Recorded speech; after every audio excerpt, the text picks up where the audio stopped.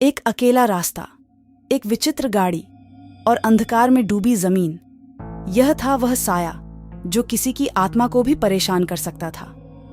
जैसे ही वर्षा की बूंदें पत्तियों के साथ गिरने लगीं, वहां की सांसों में भी विचारों की गंध फैल गई। नागरिकों का कहना था कि इस रास्ते पर कभी भूत प्रेत का साया छा जाता है, लेकिन कोई भी इसे नहीं मानता था।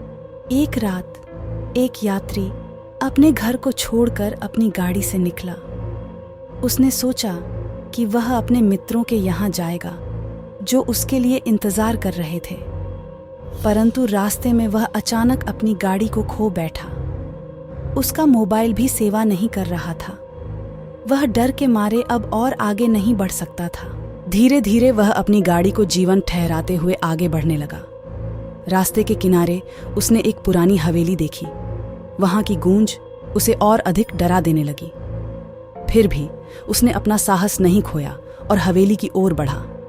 जैसे ही वह हवेली के पास पहुंचा, वहां की अजीब चीखें सुनाई दी। उसका हृदय धड़कने लगा, लेकिन फिर भी वह अंदर जाने का निर्णय लिया। हवेली के अंदर वह देखता है कि सभी कमरे अंधेरे में हैं। एक छोटा सा बच्चा उसके पास आता है और कहता है, आपका आतिथ्य कैसा रहा? उसने बच्चे को वहां के रहस्यों के बारे में पूछा, लेकिन वह कुछ भी नहीं बताता। थोड़ी देर बाद उसने महसूस किया कि कुछ गड़बड़ है। उसने फिर अपनी गाड़ी में बैठकर हवेली से बाहर निकलने का फैसला किया।